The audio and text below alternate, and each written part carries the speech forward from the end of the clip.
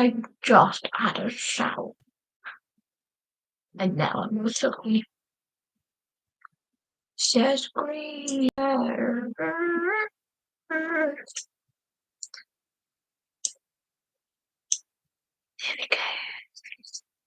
Oh, I'm not sure, Catherine, but what I do know is that we need to get out of here before your dad comes back. Mama's back. Hi. Hi. Mum, darling.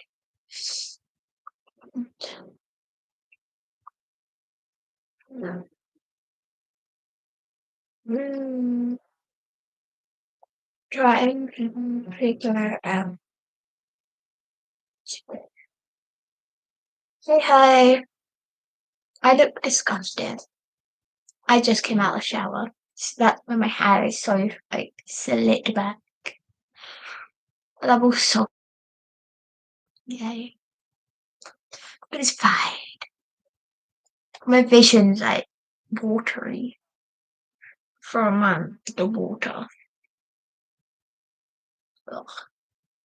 Try and clear it so I can actually see what I'm doing. There we go. Do you want me to read you what I've got so far? Do you want me to read to you what I've done so far? And you can let me know what we do. Okay. Right. Family History Book 2. Hi, I'm Caitlin and I'm the author. You probably already knew that. Before we officially begin this story, I would recommend reading book 1 to help you understand why the story follows. However, you do not have to, as we are going to recap what we have discovered so far. In book 1, we have discovered so much, including different people in her family. At the beginning of the book, Catherine's parents were keeping something from her, so her mum sent her off to go on an adventure. But did she really want to go? The first person who she met was Mark Pocket, who she discovered is her uncle.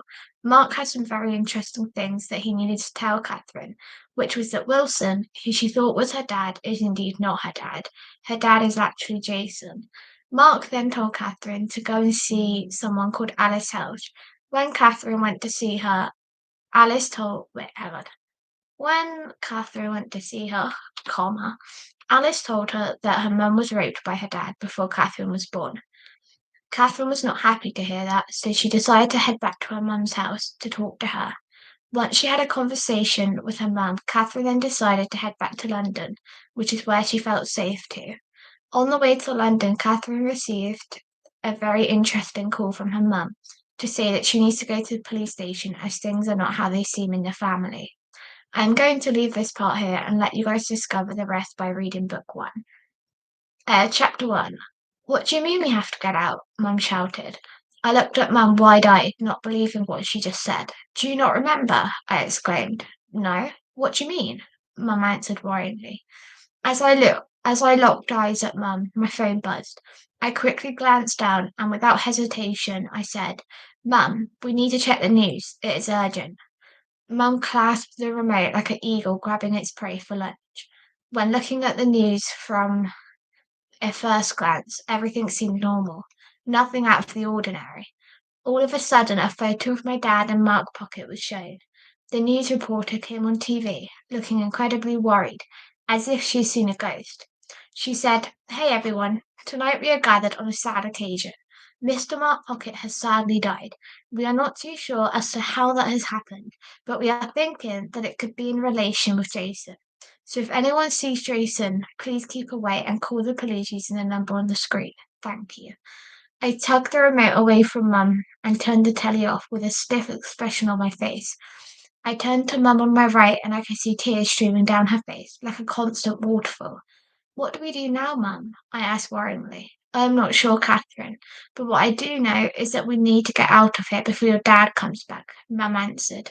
I looked at Mum dartingly and looked around the room, trying to figure out what to do.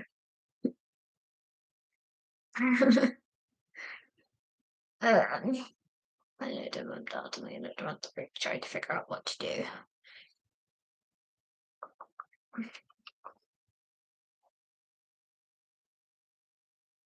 My dad. My phone.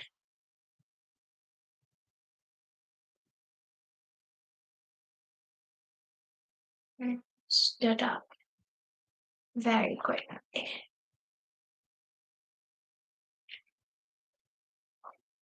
I turned around and I said to Mum, let's at least get out of here and get somewhere safe. Then we can figure out what to do.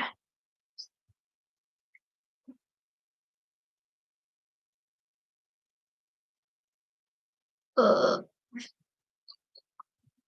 Mum stared at me longingly. Because I like my expression when I do people's voices. This is our home. We can't leave.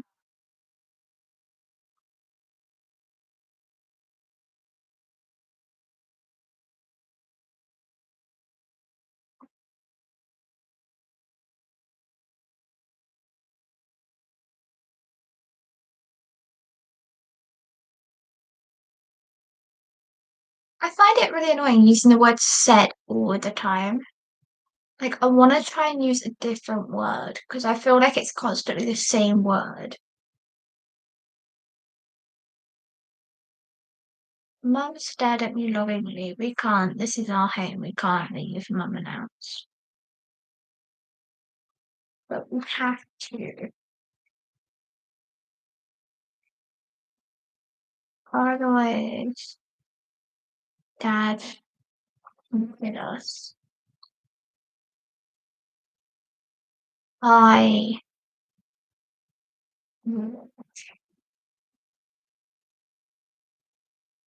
he won't do such thing.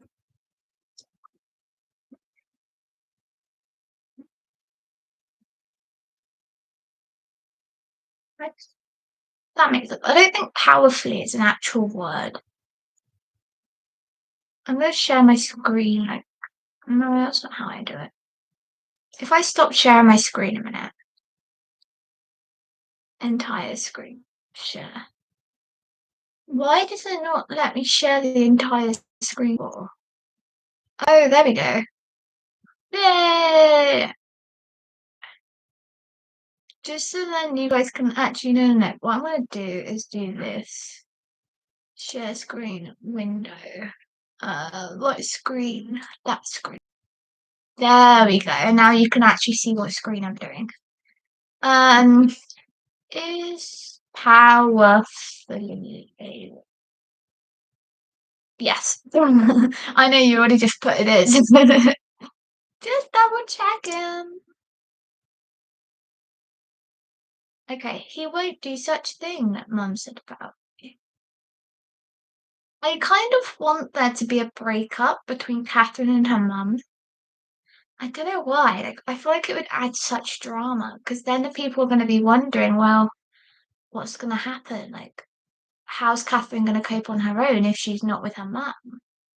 But then people don't remember that Catherine's 20. She's allowed to be on her own.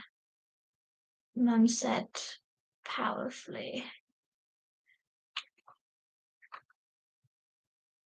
Well, if you don't go, then I will. I don't want to use the same words. I announced, I ordered, I bellowed. Like, what's a good word for this? I bellowed, which is kind of having an argument at the moment. I feel like it's quite good at the moment. There's like a little drama, isn't there? I kind of want there to be more drama, but also a link to a story that I wrote. Actually, bear with me. Stay there. Stay there. if I can find it though. I need to find it somewhere.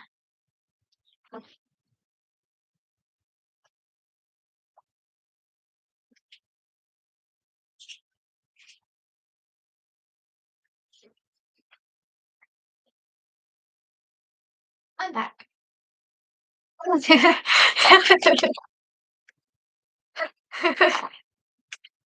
Okay, so in here, when I was in school, I wrote a entry called The Haunted Airport, and I kind of want there to be a link to that in this book, because that would be so cool. Where is it though?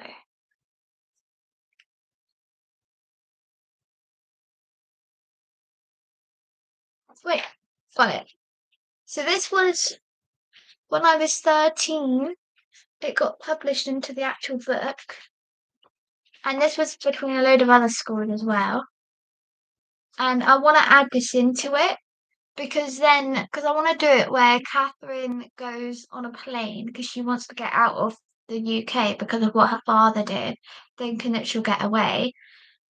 And then it says here, this is what I wrote. It says, I got off the plane. The terminal was empty.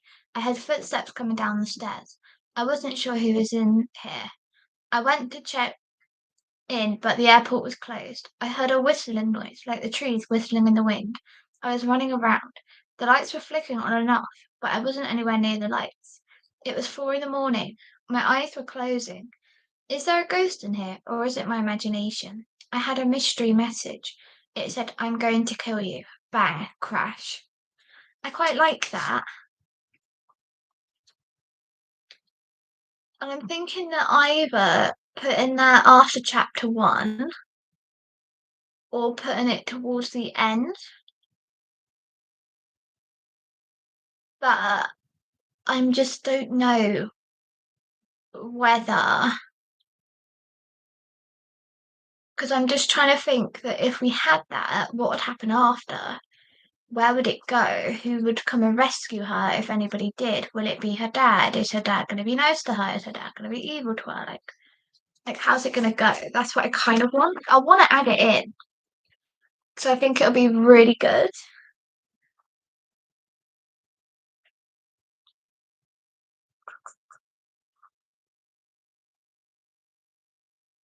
If you do it towards the end, it can be the start of your third. Yeah, I kind of want to put it into like after chapter 1, like in chapter 2.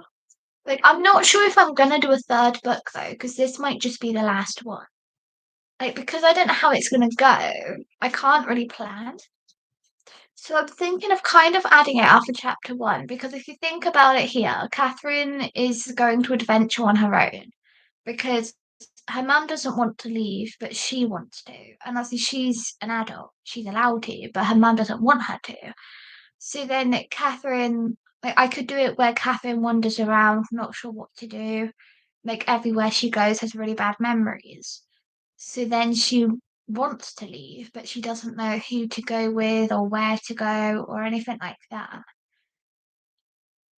And then that could be her adventuring out on her own, doing her own thing.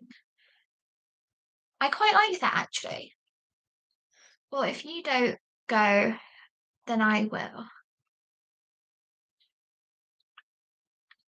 Catherine, you are still a child. I am telling you to not go. And then this shows it's go. So this shows the conflict between the two because Catherine's like, oh, actually, I want to go and adventure out, but her mum's like, no, you can't adventure out. You're staying here with me because her mum sees her as her princess and that she has to look after her, but she doesn't want to because she's 20 years old. Because at the end of the story, or towards the end, she ended up being 20. You're still a child. I'm telling you to not go, Mum.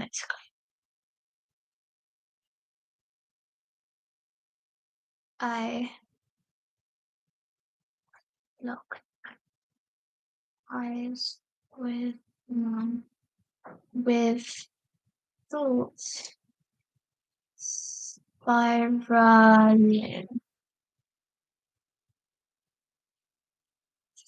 spiraling around my head. I have to go.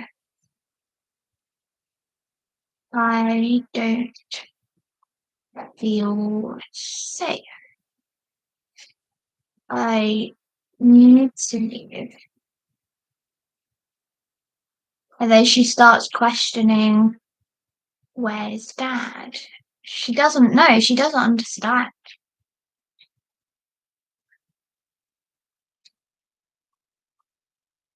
I looked at her in complete conflict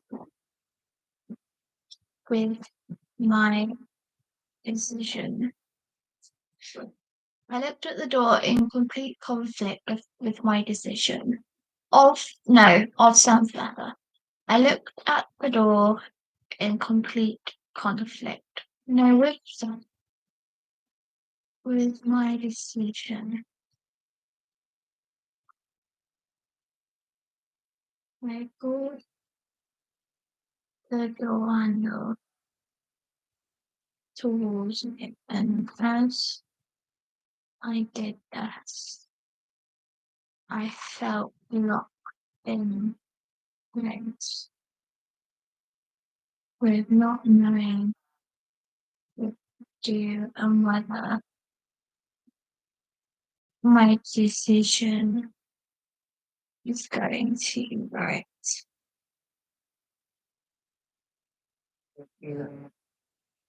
Um,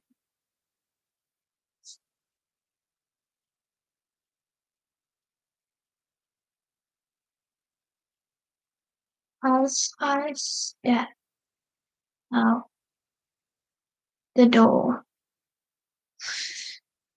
I don't know why, but like today I'm finding writing really hard to do.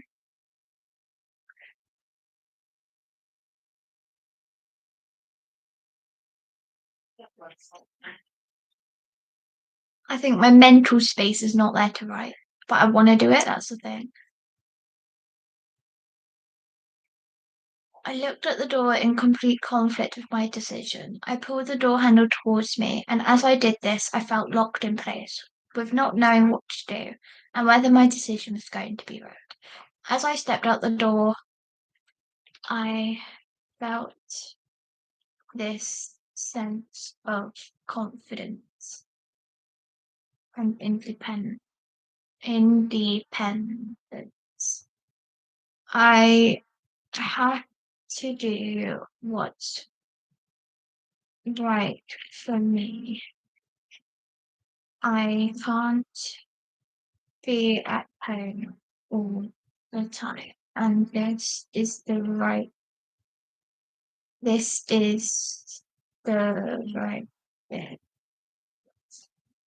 I think that works. I looked at the door in complete conflict with my decision. I pulled the door handle towards me, and as I did this, I felt locked in place, with not knowing what to do and whether my decision was going to be right. As I stepped out the door, I felt this sense of confidence and independence. I have to do what's right for me. I can't be at home all the time, and this is the right thing to do.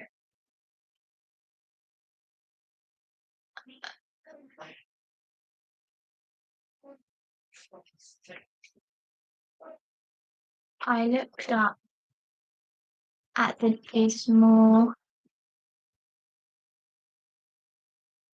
grey, just imagining everything that has happened. I am going to call Alice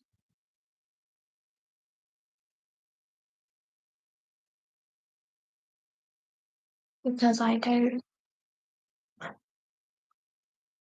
know what to do or where to go. Else I pulled my phone out of the pocket. I flipped. I flipped. No, I tapped on the phone icon and immediately found Alice's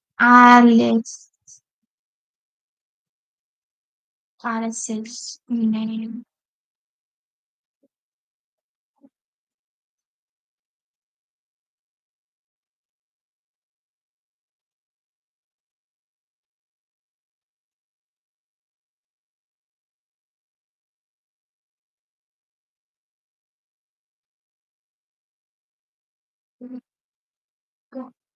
Oh, I am going to do is right and whether I don't know. Looking down at my phone is making me wonder if what I'm going to do is right and whether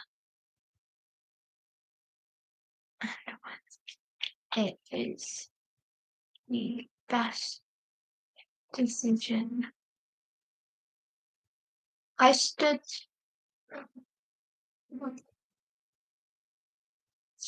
frozen in time with the same icon on mine for about 5 minutes. I feel like that works. Looking down at my phone is making me wonder if what I'm going to do is right and whether it is the best decision for me. I stood there frozen in time with the same icon on my phone for about 5 minutes now. And I can't get myself to if I don't call that, then I am going to be stuck here in the UK as I can't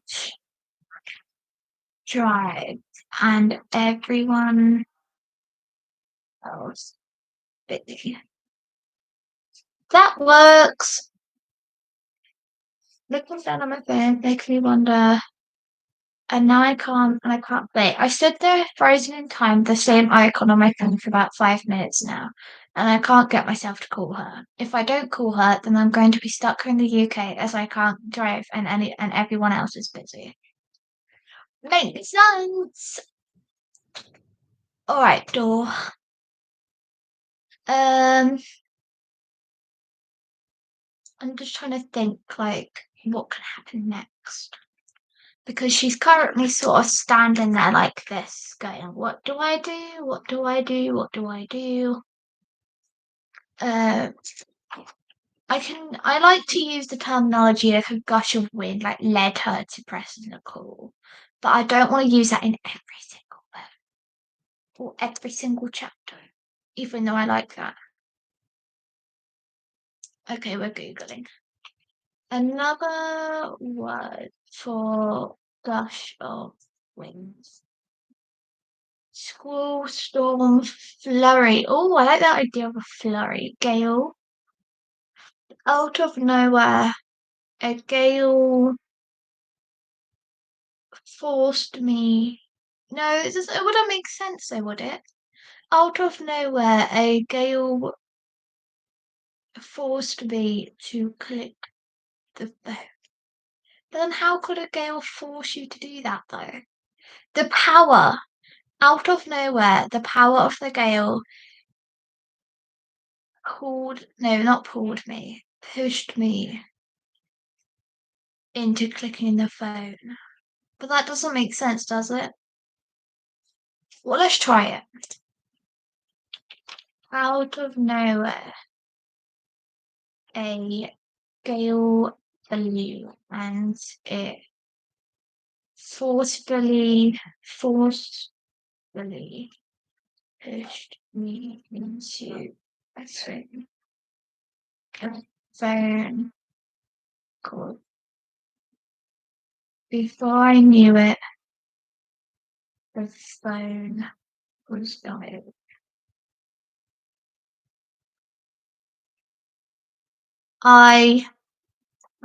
What's this called?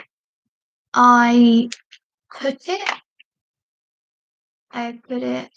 up to my ear with complete nerves as I am incredibly anxious with what could. So I put it up to my ear with complete nerves as I am incredibly anxious with what could happen.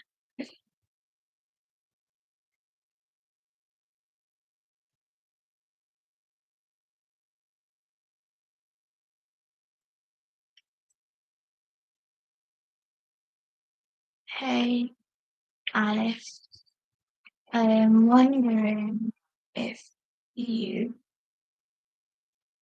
could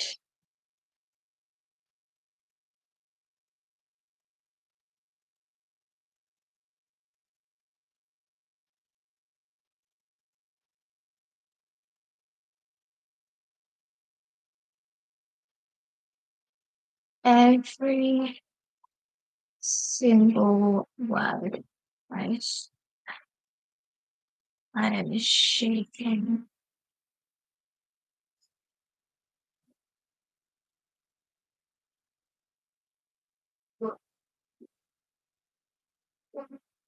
I've got this really cool idea in my head, and I don't know if I could shake it off until I write it down. I'll tell you in a second once I write it. Goodness, Caitlin, get a grip on your computer. I'll tell you in a sec. I got this really cool idea.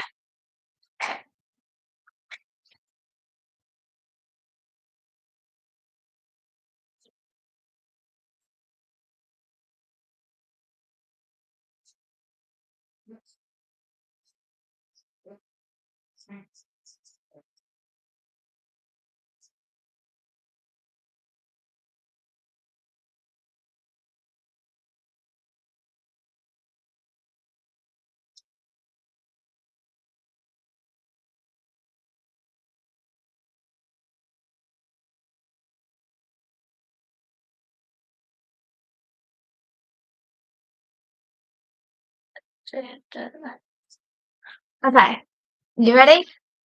So, I just wrote down what if the stories that I'm doing are things that she is saying to a news reporter, but she says it in the present time because she's reflecting on it. So what if these stories are in fact that she's telling a news reporter about the stuff that has happened? So as they're currently happening, it's currently happening for the reader. And then towards the end, the news reporter will say stuff like, "So, how do you think you've handled that?" and stuff like that. So it's as if she's reliving it all. I think we've won it. I think we got it. I think we're on a winner. I think it'll work. I think it'll work. So, like, she's reliving everything. She's telling the story because she's reliving. So, like, when people read it, it's like they're in that moment. I think it could work. I feel like it could work. Okay. Every single word I said, I was shaken with fear. Okay.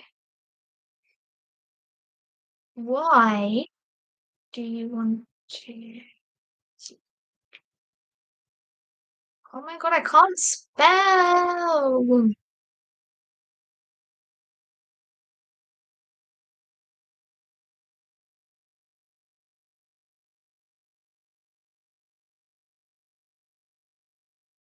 Okay. So it says, why do you want to go to the airport? Alice asked. Um, so she can go, and then she's like, actually, I don't really know why I want to go. I can't really tell you on the phone why. Is it okay if you come to me?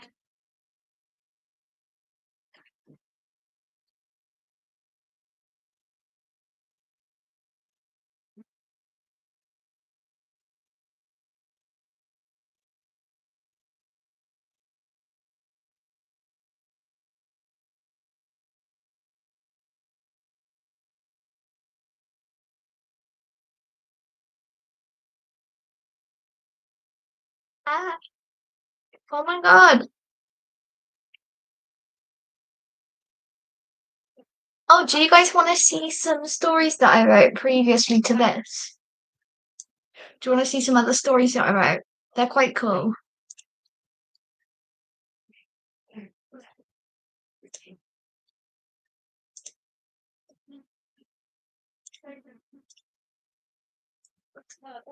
Yeah? Alright, I'll show you. Let's make sure this one's saved first. I'm not rewriting everything. So, we got family history here. This one is called the Random Neighborhood, which I'm still not sure if I'm going to actually finish or even begin. But this one's called the Random Neighborhood. It's inspired by EastEnders because I like EastEnders. It's called Chapter One: Meet the Wilsons. Hey everyone, welcome to the Random Neighborhood. Random neighborhood, you say? Yes, we are the Wilsons, and we are the only people who live in this neighborhood. I am Mara, and I am your host. Well, not quite. You're going to be joining me on a strange adventure. I am very clever, youngest sibling, and also very well spoken. I live with my mum, dad, and sister. My mum is called Louise, and she loves to look after us children, and she is the one who got us in this mess. I quite like that. I like doing introductions like that. What other ones have I got? I've got this one called Hearing Loss and Me. This one is I quite like this one. I might actually continue with this one at some point. Hearing Loss and Me, Chapter 1, Introduction. Hello, readers, and welcome to Hearing Loss and Me. This book is all about hearing loss and common questions people may have, and also tools to help you understand how you can approach someone with hearing loss, and so much more. I am Caitlin, and I'm the author of the book, which means that I've written this book word for word. So I have decided to create this book to help others understand coming to terms with hearing loss, and many more. As an individual who struggles with hearing loss, I have noticed so many things that I feel like hearing people do not understand, such as communication, devices/technologies, the feelings that come with it, and also the understanding of people's differences, but also things on how hearing loss can happen. So every day you're bound to come across someone with hearing loss, but the question is, what do I mean when I say the word hearing loss? Let's read on and find out. I like that one as well. That one's quite good. And then we've got this one, which was going to be the second book actually. Which was gonna be all about Jason Smith and like his stuff that he's been up to. Which I might do, but I'm not sure yet. So it was just like, welcome to the discovery of Mr. Jason Smith, where you will discover his dark and mischievous secret. If you haven't read the previous book called, and then obviously family history. But I don't want to do that one. I'm not sure yet. I don't know. I don't know. So yeah, they're my other stories. I've wrote more. Don't worry. There's a lot more. Let's go back to this one. I like how this is sounding so far, especially this chapter one though.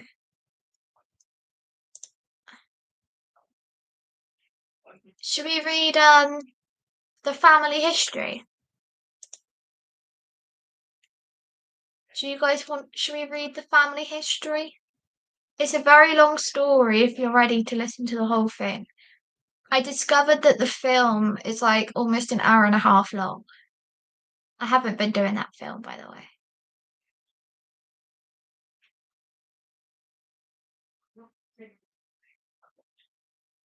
Should we do a read of the family history, guys?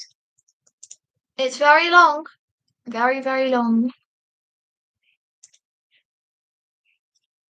Uh, let's see if that did anything, because on my screen it did nothing. There we go.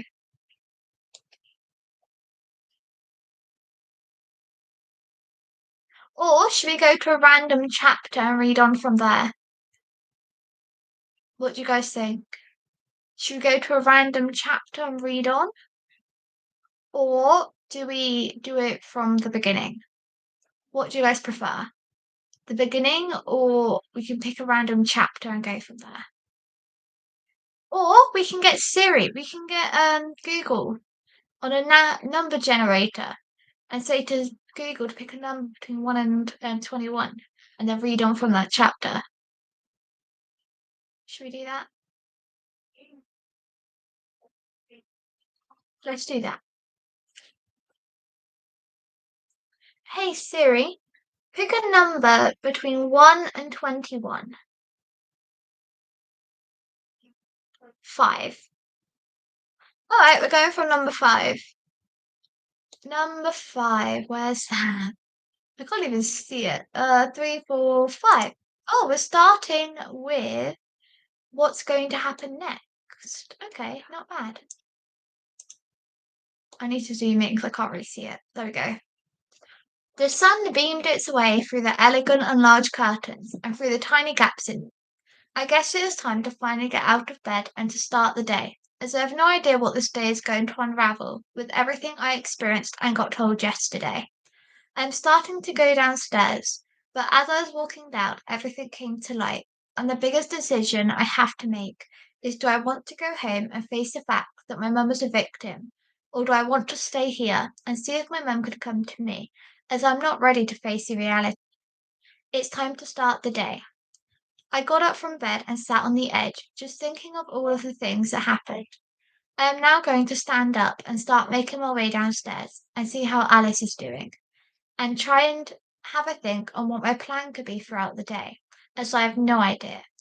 I have now made it downstairs after hopping down the stairs in a speculating mood. Hey Alice. Hey Catherine. How are you feeling this morning? Alice asked.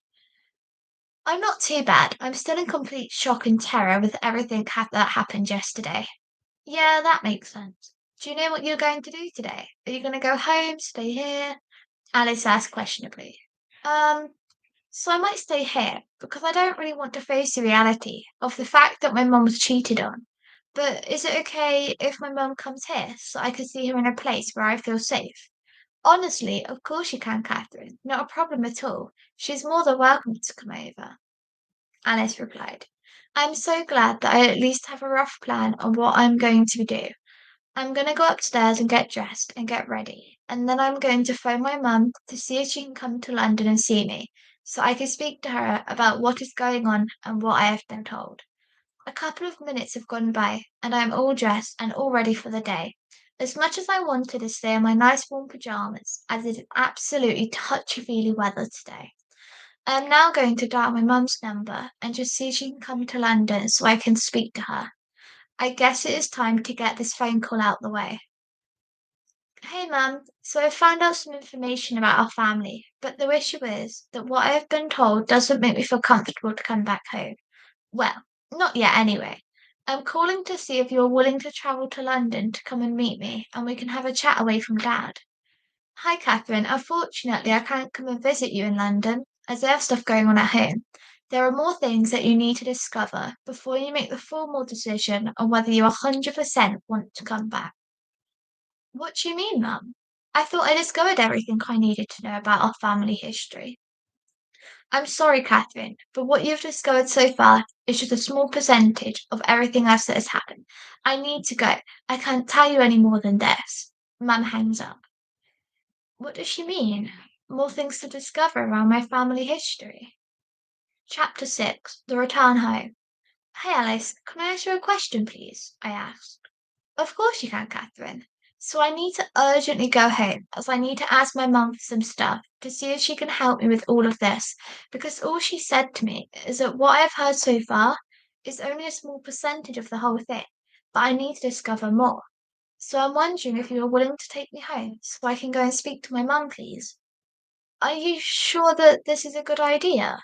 Does your mum know that you are going to visit? Well, there's no harm in trying, and if I just turn up, she can't really tell me to go away if I'm 2 hours away from London. Okay, only if you're sure, but this is my phone number, so message or call me if you need me for anything. Okay, thanks. Well, let's go. We have no time to waste. I grabbed all of my stuff and started making my way out to the car. When I was walking to the car, I started to think about how my mum may react when I return home. But then the thing is, if I'm home, then it's not like she can turn me away, because I don't want to make my own way to London again. Hey, Catherine, where exactly do you live? Just so I know where I'm taking you to, Alice asked politely. Oh, yeah, I should have mentioned. So I live at 42 Huntingdon Way, I replied. Okay, thanks. I peered over my shoulder to see how long the sat nav is saying that I have until we arrive, just so I can mentally prepare myself for what might happen. So far, the sat nav is saying that we have an hour and 45 minutes until we arrive, which isn't too bad compared to the bus journey and listening to screaming children for 2 hours straight. I have been on the road for about 45 minutes, so I only have an hour to go. And the whole time I've been in the car, I've just been speculating what my life would have been like if I was never told this secret. But I've also been allowing my thoughts and anxiety to go wild in telling me about all of the possibilities that could possibly happen once I arrive home. However, before I knew it, we had now arrived home. Whilst we drive up to the house, I'm starting to get extremely worried. What if Mum doesn't like it that I am home?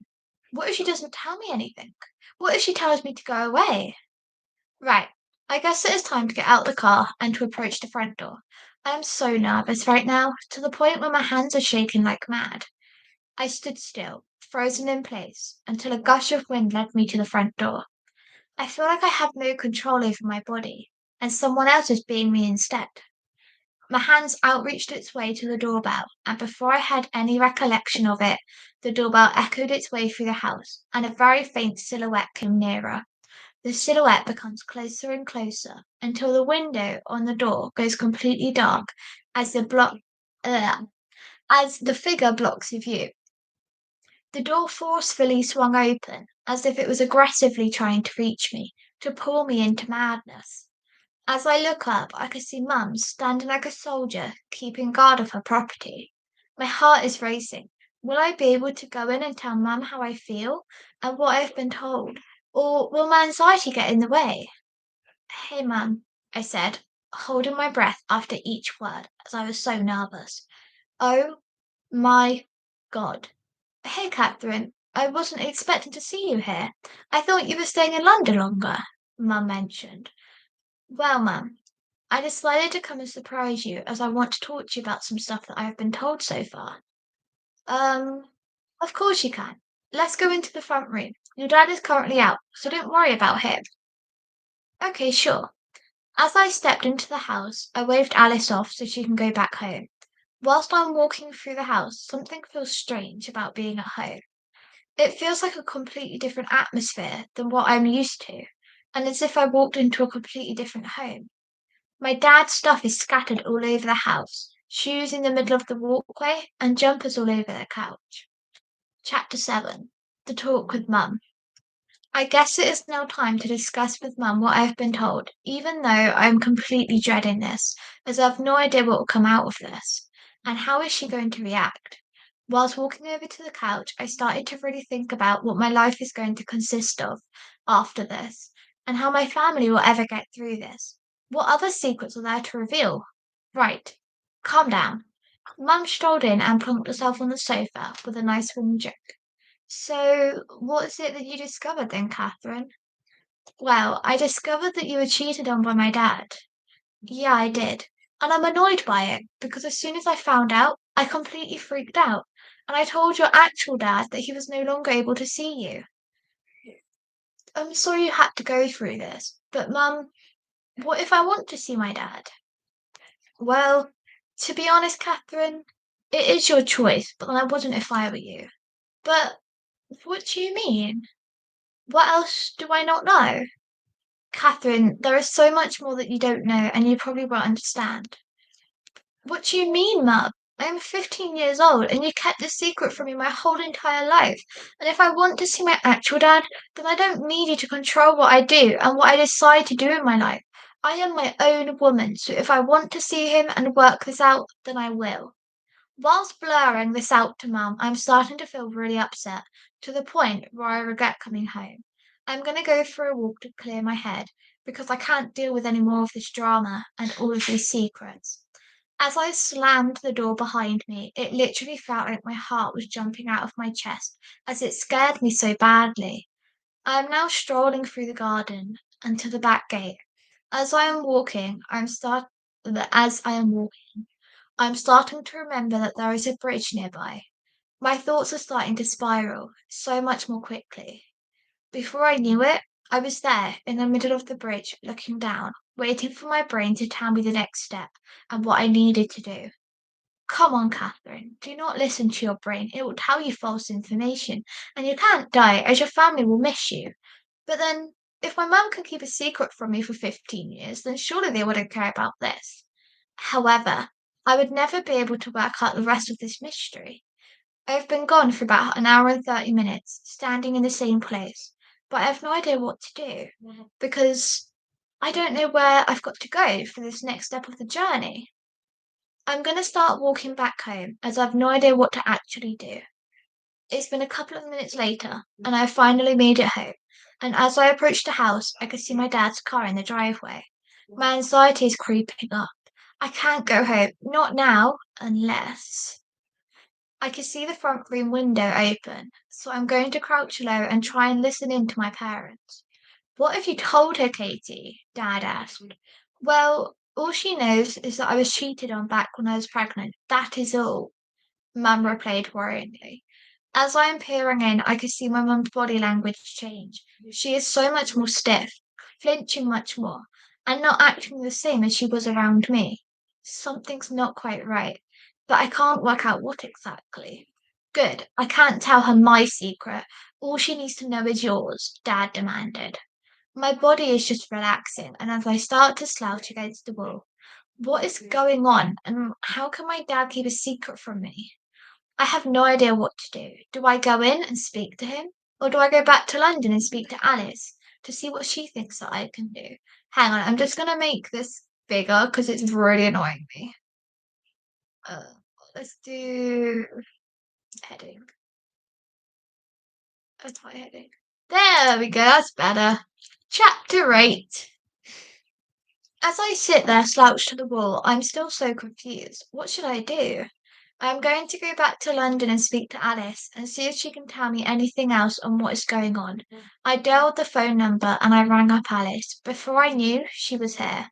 Hey Alice, I need you to take me back to yours ASAP because I need to tell you something. And I need you to be honest with me. We are heading back to London, and whilst we were in the car, I started getting these phone calls from Mum. I picked up the phone. Hey Mum, hey Catherine, I need you to keep this quiet, okay? Okay. So there is another secret that I haven't told you, and this one I'm sure that you don't really want to know. So as you know, your dad Jason is not your actual father.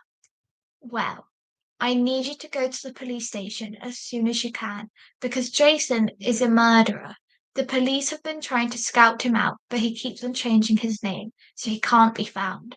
I need you to go to the London police station and talk to someone called Sergeant Rome, and he is the one who's trying to deal with this case.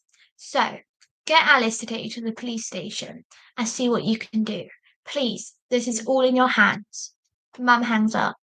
Oh my God. I didn't know any of this. No wonder why my mum has been acting so strange. Right, Alice, take me to the London police station, please.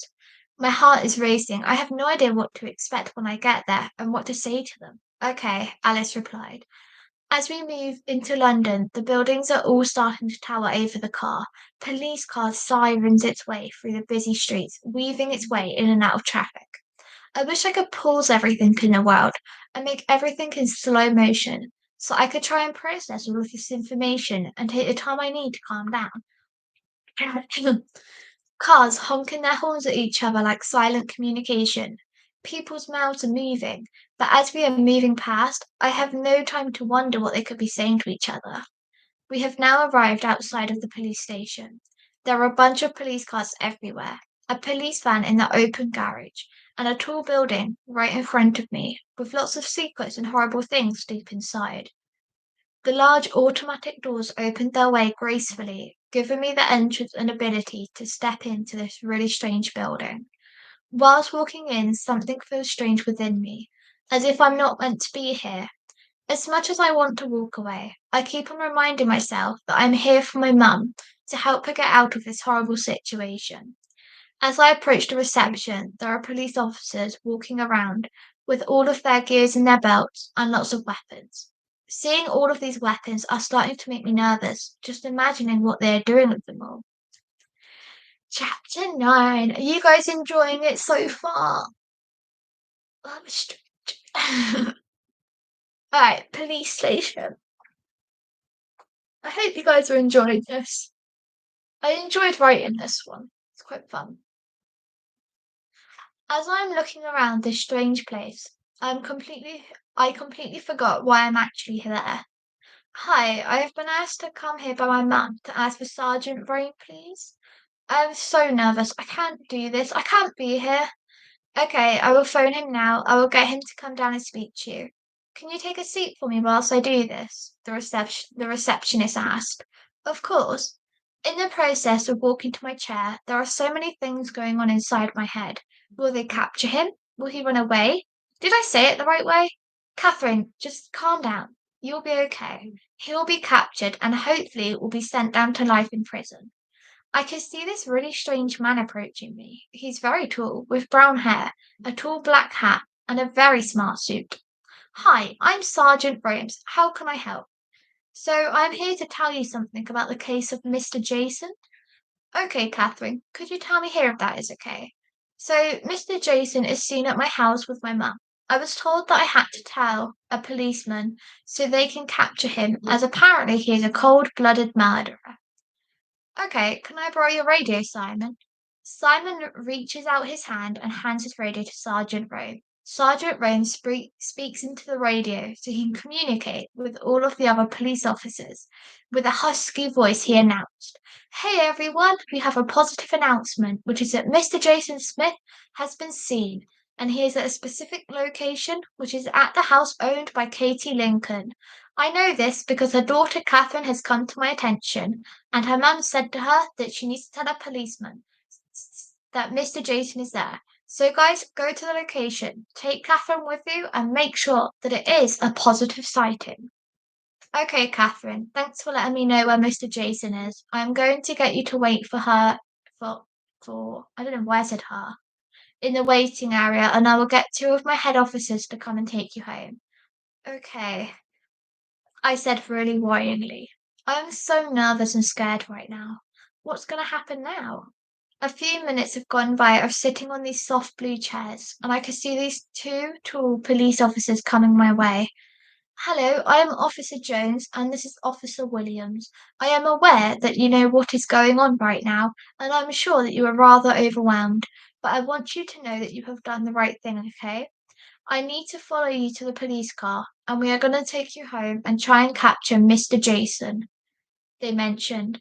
As I follow the police officers to the car, I peer to my left, and I can see this man with his hands behind his back in handcuffs, and policemen on either side of him. I wonder what he did wrong. The officers opened the door for me, and I stepped in. As I stepped in, I started feeling as if I was in trouble. I tried looking out of the front window, but there was a metal barrier thing in front of me. I guess to stop criminals from getting the police in front. A few beeps of the radio later, we arrived outside of my house. I can't really see my dad in there. I won't be surprised if he's hiding from them. Okay, Catherine, we are going to knock on the door now, and I want you to stand back, Officer Smith announced. Okay. As I stepped behind the officers, I heard a really loud bang on the door. The officers yelled loud and clear, Police officers, open up!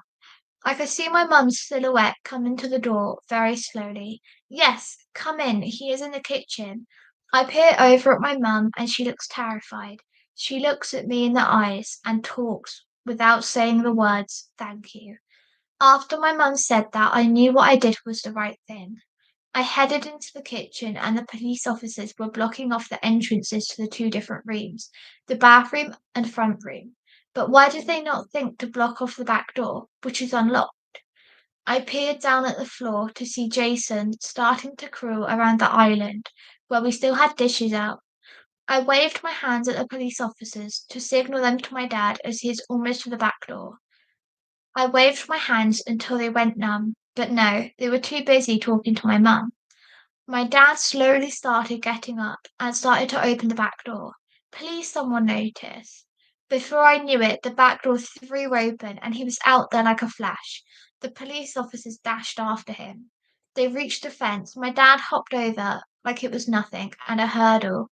Officer Williams dashed over, and Officer Jones legged it through the house as if he was in a race. I couldn't see what was happening anymore. A few minutes have gone by, and Officer Jones came in with a sad look on his face and said, "We have lost him.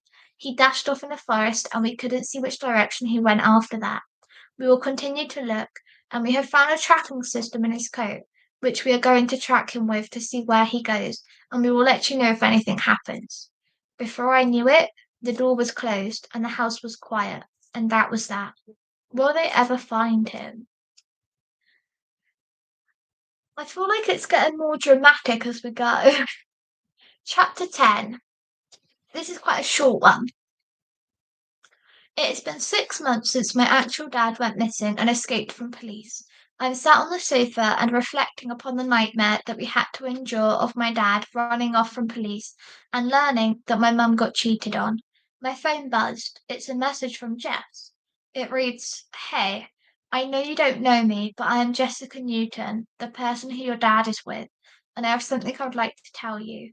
I can tell you through phone call or even in person, whatever you would prefer. Please let me know, Jess." That was very unexpected. I wonder why Jess wants to speak to me all of a sudden. I'm sitting there with it going over my head constantly as I am not sure what to do. With all of the unexpected and twisting news that I discovered several months ago, I am not sure if I even want to find out or speak to her. My phone buzzed again in my pocket, but this time the buzz was constant. I peered down at my phone and realized my mum is calling me. But why would she be calling me when she only went to the shops to get some things? I answered the phone anticipatingly. "Hey, Mum. Hey, Catherine. I need your help urgently. Your dad has taken me hostage, and he said that I don't have long to talk to you, or otherwise he will kill me. I have told Jess to call, as he told me that I could send her one last message. Please talk to her and be safe. Love you."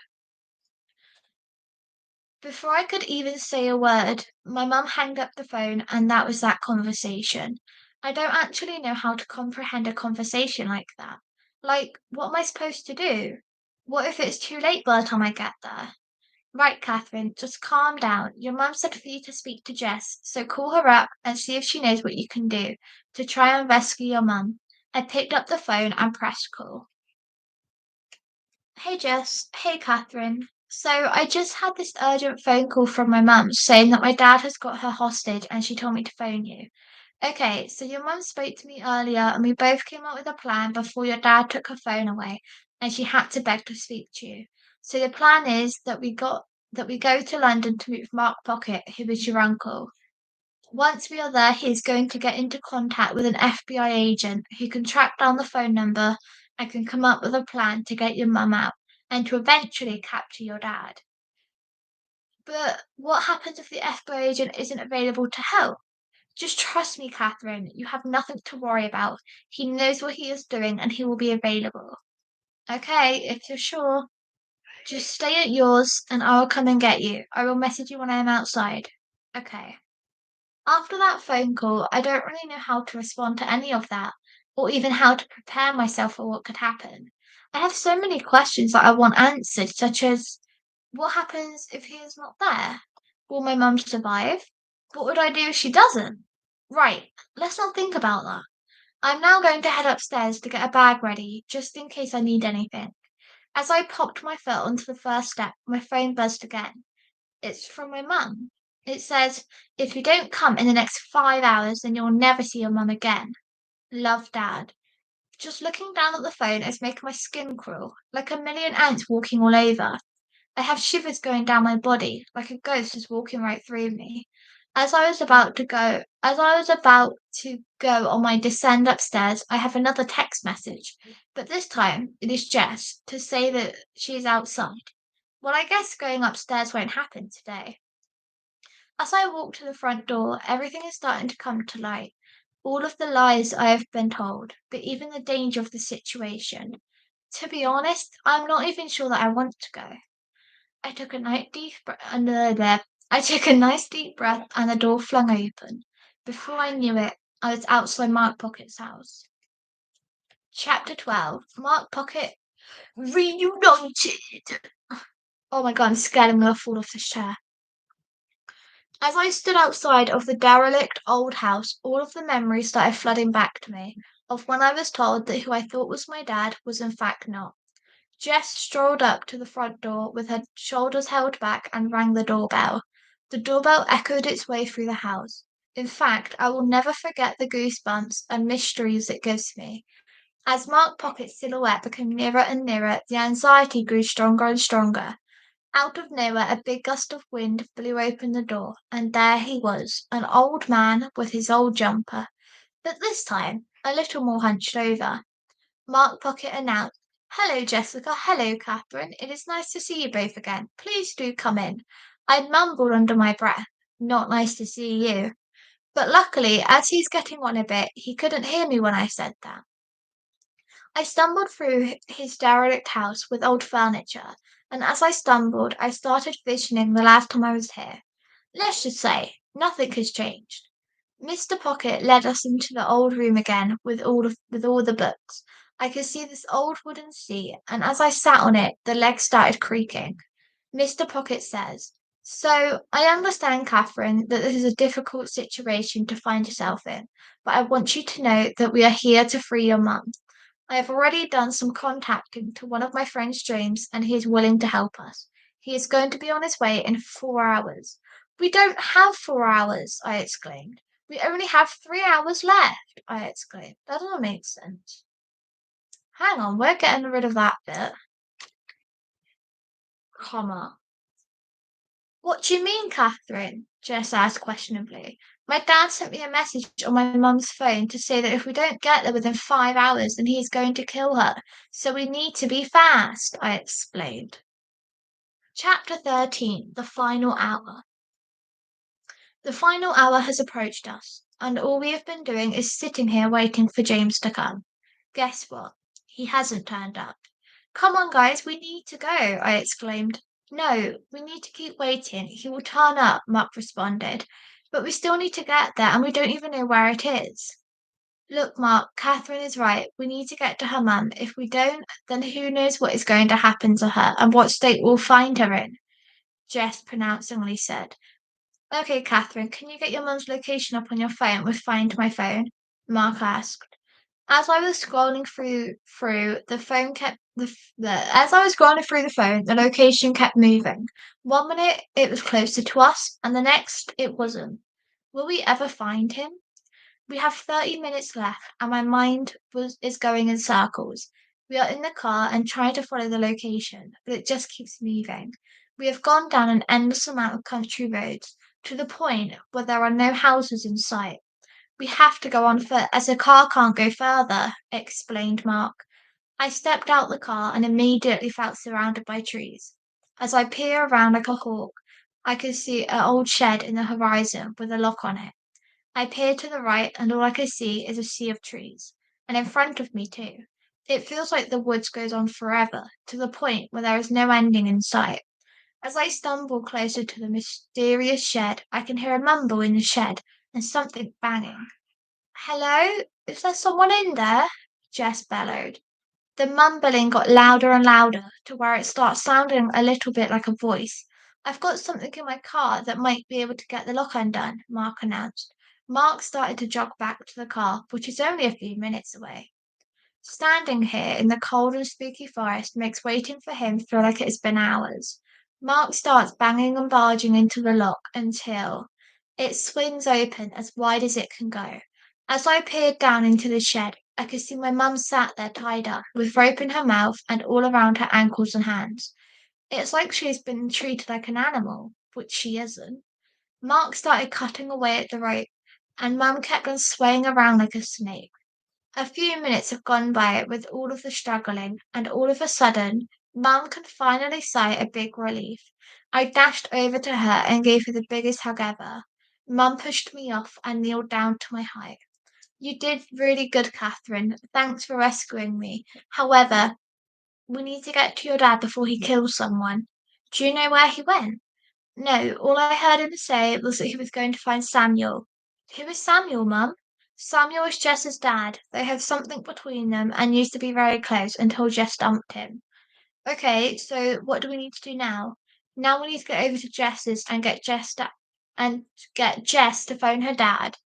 Okay, I'll do that now. Jess's phone call. Hey Dad, where are you? I'm at home, why? Because Catherine's dad is trying to get you and is apparently on his way. Well, how long ago was this? It was 2 hours ago. Well, he isn't here, and if he did come, then he would have already been. So therefore, where is he? Will he be found? Boo boo boo. Hang on, let me have a break a sec. I need to go and grab my water. Need a drink.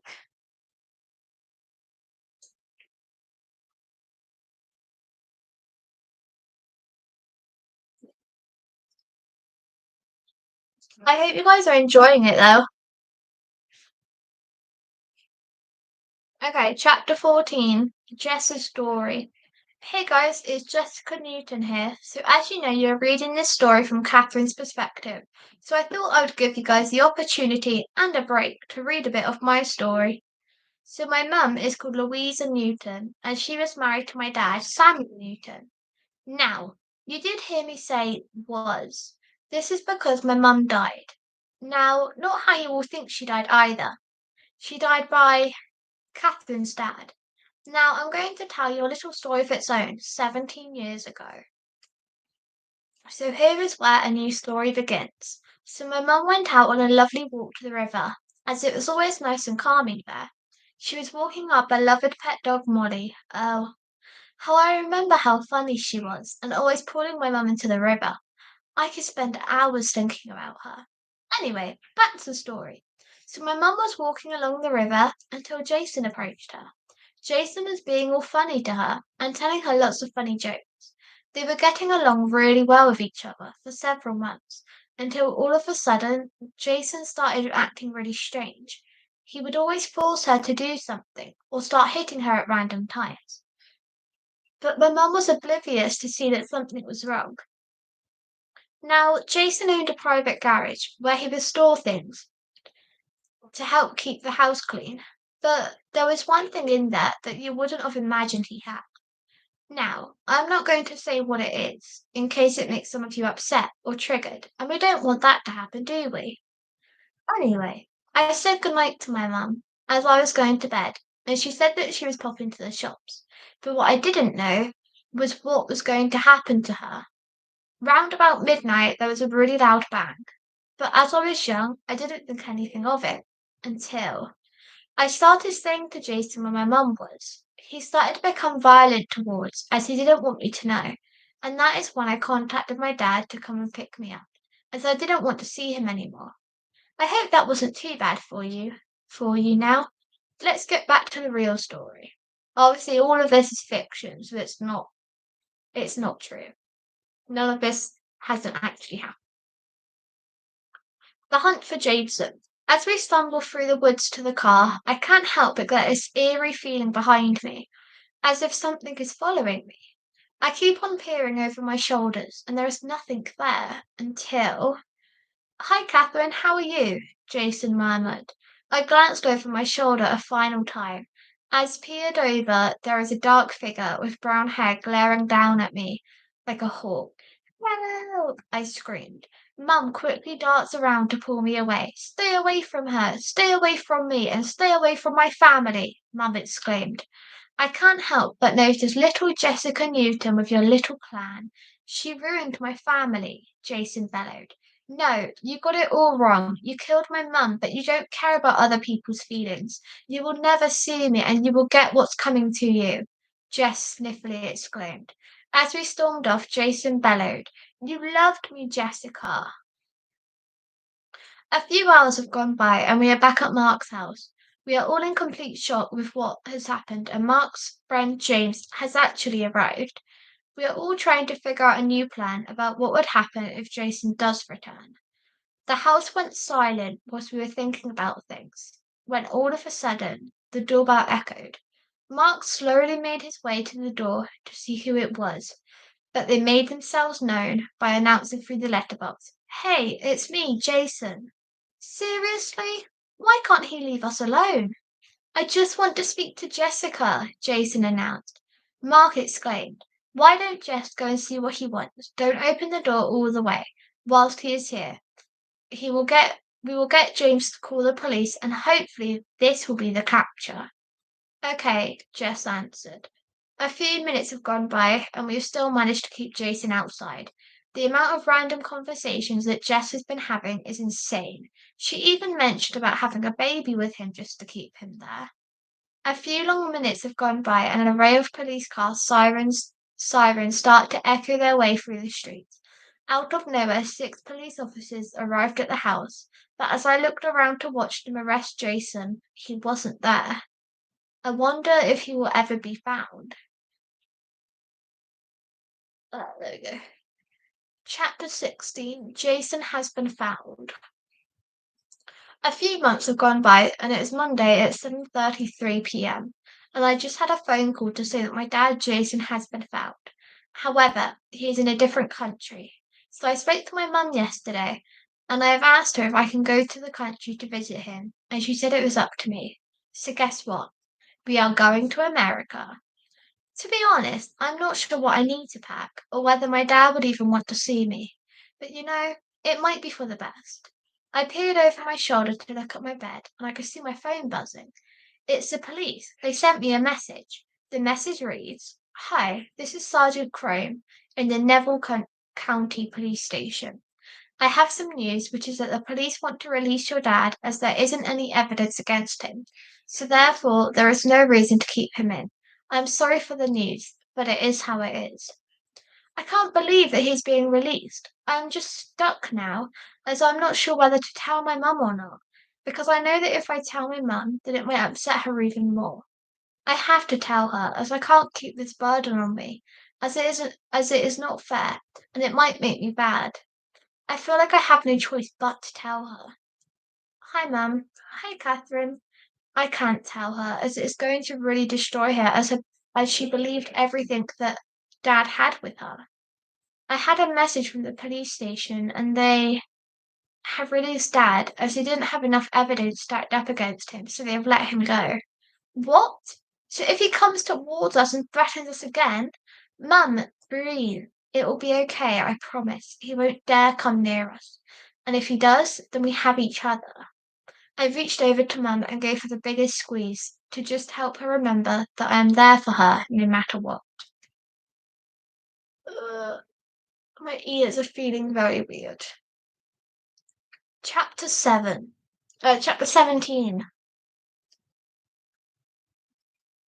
Okay, Chapter 17, New Life. 5 years have gone by, and I'm now 20 years old. We haven't heard from my dad since he did all of the horrible stuff to us, so we are continuing life as normal. My mum is doing really well, except some issues here and there with mental health due to what happened. However, she is doing fine except that.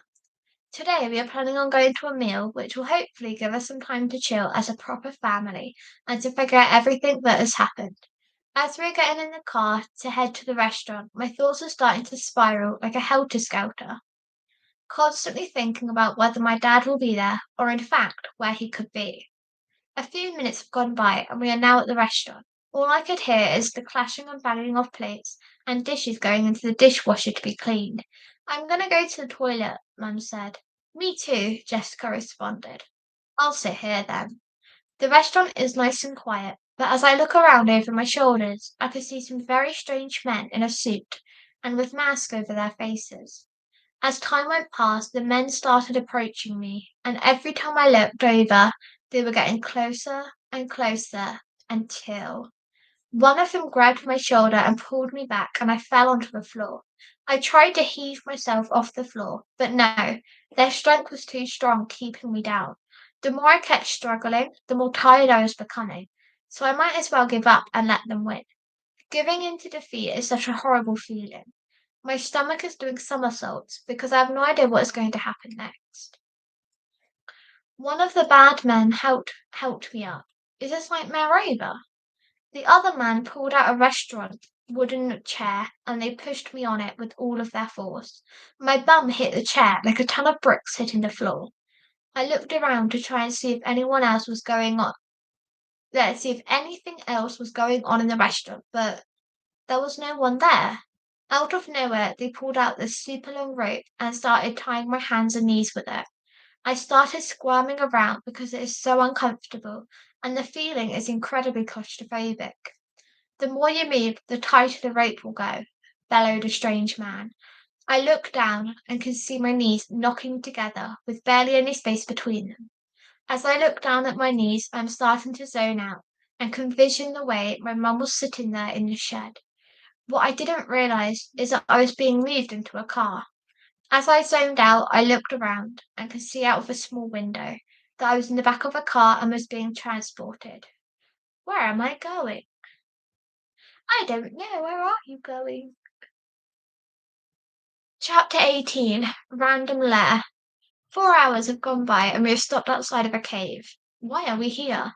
As I am crouched low, I can barely see out of the car window, except from a shadow getting nearer and nearer, and a brisk of fresh air from the tiny gap in the door. Out of nowhere, the car door swung open, and the two men hustled to get my arms and legs to lift me out of the car. As they carry me out, all I can see is the bright blue sky and the clouds swiftly moving by. All of a sudden, it started going dark and the blue sky was gone. I tried to move my head, but the movement was limited. But the little things I can see by looking up is metal bars. All of a sudden, they turned right and chucked me onto a bed. Whoa, this is bricks, not a bed. One of the men approached me again and started cutting the rope off. Each time he scored away, the more relief I was getting and sense of safety and independence was back. He walked away and turned around and took his mask down. He gave me a smirk and left. The more I sat there in a tiny cell and started to visualize the face of the man, he had very distinct features, and I feel like I recognized that face from somewhere. The more I thought about it, it started to come clear. It is my dad. This can't be right. Why is he trying to take me? Is it my imagination, or is it real? I pinched my skin, which is red raw with rope burns. Ow, that hurt. Yeah, it is real. The more I sit there, pondering, I started remembering that I had my phone on me. I started rummaging around, but it wasn't there. I glanced down at the concrete floor to just imagine my phone was there. All of a sudden, I looked up at the gate, and there was a man in a white cloak with a long white beard and a wand. I looked back down at the floor and glanced back up, and he was gone. This has to be my imagination. Maybe I'm just tired. I'm going to have a nap as I am really tired, and hopefully I will return back to my bed at home. My eyes are slowly starting to open up like a baby opening its eyes for the first time. The vision is starting to become clearer, and the more it becomes clearer, I have realized that I'm in a completely different room with the man in white again. Hi, I am Professor Mandel. I am a wizard, and so are you, he announced. What do you mean? I'm not a wizard. I'm an ordinary human being, I exclaimed. I'm so confused. I'm not a wizard, and I'm not imagining this. I don't think. Mr. Mandel continued to explain to me that he is going to take me to the past to see what happened back then to my family and how it got to what it is today. how everything I discovered is going to make sense again. Ba-ba-boo. Past of Mark Pocket.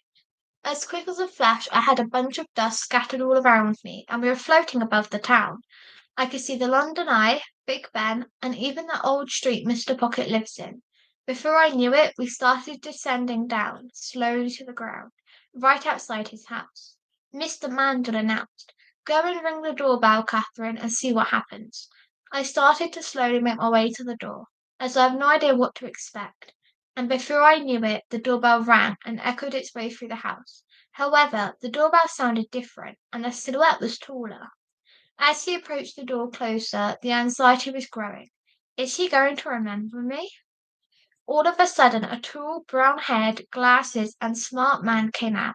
As we went into the house, it all looked the same, except from the office. It had newer furniture and more space to move. Out of nowhere, a man came in.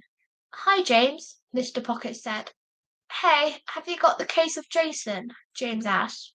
"Wait, why do they want to know about Jason, who is my dad?" "Yes, he's all over the news." "Hi." "He's all over the news over the death of Michelle Coomer," Mark said. "Who is Michelle Coomer, Mark?" I bellowed. Out of nowhere he whizzed off back to the cell and the wizard was gone. A voice rang its way in my head. "That's who you need to find out." Hang on. Close out of it. Will I ever discover this family history? I need to try and get out of it, but I'm not sure how. As I glanced around the room, I could see a vent in the top left corner, which is above my bed. So you know what I'm going to do. I'm going to be a monkey and climb the vent. As I tried reaching, I start losing grip. Will I ever get out of here? But I can't stop here, so let's keep trying. I try and try until I made it, sliding my way through the vent with nothing to barely grip hold of. I have no idea how long this vent is, or where the end is too. There is a cross section with 4 different ways to go, but I'm going to keep to the right because I've heard that if I keep going right, then it will lead me to the end. A few minutes have gone by, and I feel like I've been going on for hours. As I could only just lift my head up, I could see a light, a short glimpse of the end. The more I keep going, the more determined I'm getting to discover this family history. I have made it to the end, but instead of ending up on a flat surface, I have ended up on a hill. I am tumbling down the hill, hitting every rock along the way. Ow, ow, ow. I have finally made it to the bottom of the hill, and all I can see is a dirt path with a small house in the distance. I am going to see if they could help me out because I am lost in the middle of nowhere and I don't have my phone. As I approached the house, it looks really old and with barely a garden. Before I knew it, I knocked on the dark wooden door. The shadow came nearer of the person who lives there. "Hello," old lady said. The old lady is hunched over, with white curly hair and a little walking stick. "Hi, I'm Catherine, and I'm wondering if you can help," I explained. "Hello, what do you need help with, my dear?" old lady said. "So I need help with phoning a taxi, please?" I asked. "Of course, dear, here's my phone," lady answered. "Thank you," I said. She handed me this tiny old phone in my hand. From a first glance, it doesn't look like it works. However, it does. So I'm going to dial the taxi number. The phone call revealed. "Hi, can I have a taxi, please?" "Of course. Where is it you would like to go, and where are you to?" "I would like to go to 52 Leaper Street, and I'm by a lake, which I think is a district." "Okay, there is a taxi that is 20 minutes away, and it will be with you shortly." "Okay, thank you." 20 minutes later. It's been 20 minutes, and the taxi has finally turned up. As I went to the taxi, my heart started beating like a jaguar in the jungle. Every beat felt like my heart was going to jump out of my chest. My thoughts are going everywhere, but I need to know who this Michelle Coomer is. Before I knew it, we were there outside of Mark Pocket's house. Here goes nothing. The doorbell echoed its way through the house. I will never forget the horrible feeling each time it rings. The silhouette grew closer and closer until he was standing there right in front of me, keeping guard. Chapter 20. Who is Michelle Coomer? "Hey, Mark, I'm here to find out who Michelle Coomer is," I ordered. Are you sure you want to know?" asked Mark. It can't be much worse than what I have found out already through my family, I replied. Okay, if you're sure, said Mark. As I started walking through Mark's house, all of the memories and emotions came flooding back. But this time, I'm not here to reminisce about my feelings. I'm here to figure out who Michelle Coomer is. With this new destination and desire inside of me, I had no recollection that I was talking to an old man who might not even remember who she is. So, Mark, do you know who Michelle Coomer is? I asked questionably. Yes, I do remember. Michelle Coomer is a well-known author who used to write murder novels based on true crime. She wanted to write a book about your dad when he killed Jess's mum, but your dad didn't take it well. Instead, he decided to kill her. Why did he kill her? I asked worryingly. It's because he didn't want the truth to be exposed. There was so much more that meets the eye when you see this guy. He's not just any guy though, Mark. He is my dad, I shouted. I know you might think that though, Catherine, but you need to be incredibly careful as he's very dangerous, Mark announced. Chapter 21. The end is in sight. Once I've arrived home, I realised I was in my bed. I'm so tired that I'm so tired. That was a really long dream. It was all about my family and discovering secrets about my family history. I need to go downstairs and see Mum. Hey, Mum. Hey, Catherine. Did you have a nice nap? Yes. Okay, your dad went back to you. Mum, we need to get out. Dad is evil and is a murderer, I exclaimed. He isn't, Catherine. He is a lovely man. I don't know what you are on about, Mum answered. I looked at Mum, and she has the same red marks on her that she had in the dream. Is this nightmare really over? Should we read the second book? And then I'll go after that because I'm very tired. Let's read the second one so it like follows on. Where is the second one actually? Oh dear. Oh, it's that one. I forgot what it looked like. We'll read the second one so we can make sure that it does follow. And then we'll go. Family History, Book 2, Introduction. Hi, I'm Caitlin and I'm the author. You probably already knew that. Before we officially begin this story, I would recommend reading Book 1 to help you understand where this story follows. However, you do not have to, as we are going to recap what we have discovered so far. In Book 1, we have discovered so much, including different people in her family. At the beginning of the book, Catherine's parents were keeping something from her, so her mum sent her off to go on an adventure. But did she really want to go? The first person who she met was Mark Pocket, who she discovered as her uncle. Mark had some very interesting things that he needed to tell Catherine, which was that Wilson, who she thought was her dad, is indeed not her dad. Her dad is actually Jason. Mark then told Catherine to go and see someone called Alice House. When Catherine went to see her, Alice told her that her mum was raped by her dad before Catherine was born. Catherine was not happy to hear that, so she decided to head back to her mum's house to talk to her. Once she had a conversation with her mum, Catherine then decided to head back to London, which is where she felt safe to. On the way to London, Catherine received a very interesting call from her mum to say that she needs to go to the police station as things are not how they seem in the family. I am going to leave this part here and let you guys discover the rest by reading book 1. Chapter 1. What do you mean we have to get out? Mum shouted. I looked at Mum wide-eyed, not believing what she just said. Do you not remember? I exclaimed. No? What do you mean? Mum answered worryingly. As I locked eyes at Mum, my phone buzzed. I quickly glanced down and without hesitation I said, Mum, we need to check the news. It is urgent. Mum clasped the remote like an eagle, grabbing its prey for lunch. When looking at the news from a first glance, everything seemed normal, nothing out of the ordinary. All of a sudden, a photo of my dad and Mark Pocket was shown. The news reporter came on TV looking incredibly worried, as if she had seen a ghost. She said, Hey everyone, tonight we are gathered on a sad occasion. Mr. Mark Pocket has sadly died. We are not too sure as to how that has happened, but we are thinking that it could be in relation with Jason. So if anyone sees Jason, please keep away and call the police using the number on the screen. Thank you. I tugged the remote away from from Mum and turned the telly off, with a stiff expression on my face. I turned to Mum on my right, and I could see tears streaming down her face like a constant waterfall. What do we do now, Mum? I asked worryingly. I'm not sure, Catherine, but what I do know is that we need to get out of here before your dad comes back, Mum answered. I looked at Mum dartingly and looked around the room, trying to figure out what to do. I grabbed my phone and stood up very quickly. I turned around and said to Mum, let's at least get out of here and get somewhere safe. Then we can figure out what to do. Mum stared at me longingly. We can't. This is our home. We can't leave, Mum announced.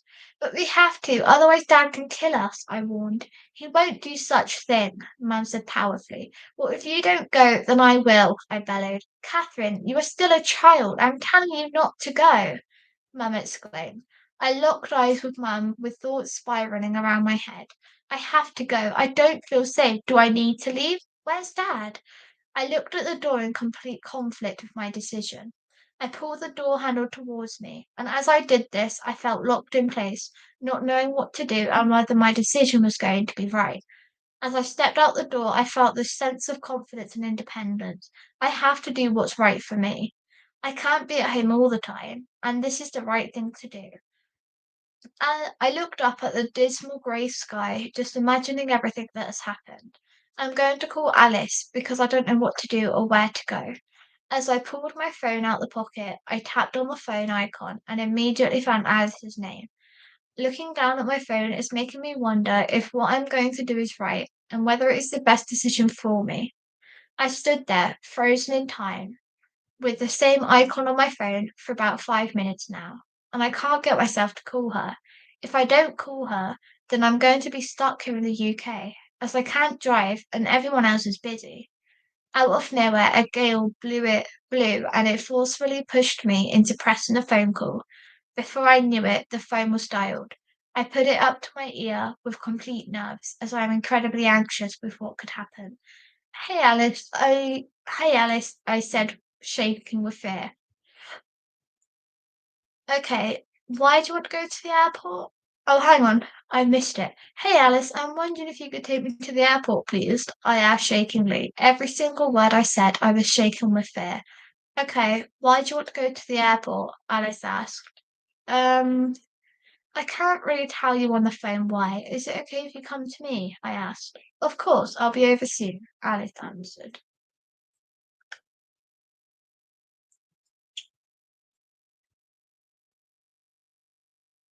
I hope you guys are enjoying it.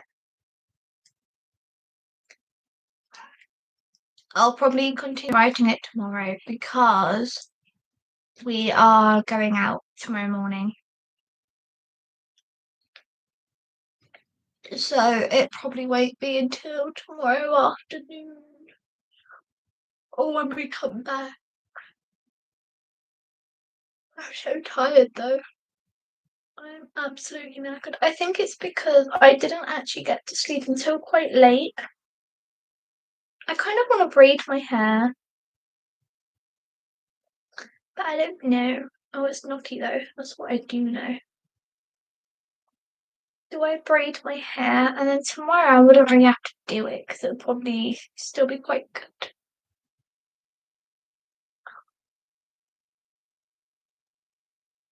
I can't wait until I get a physical copy of it today. Not today, throughout the week.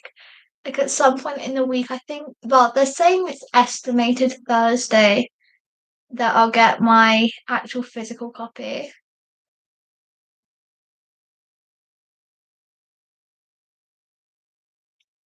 Yeah, I'm gonna go as well because I'm really tired. I'll probably message you tomorrow. Well, I will message you. Bye, guys, and thank you for coming on this live. And I really hope you guys enjoyed the read through of the two stories.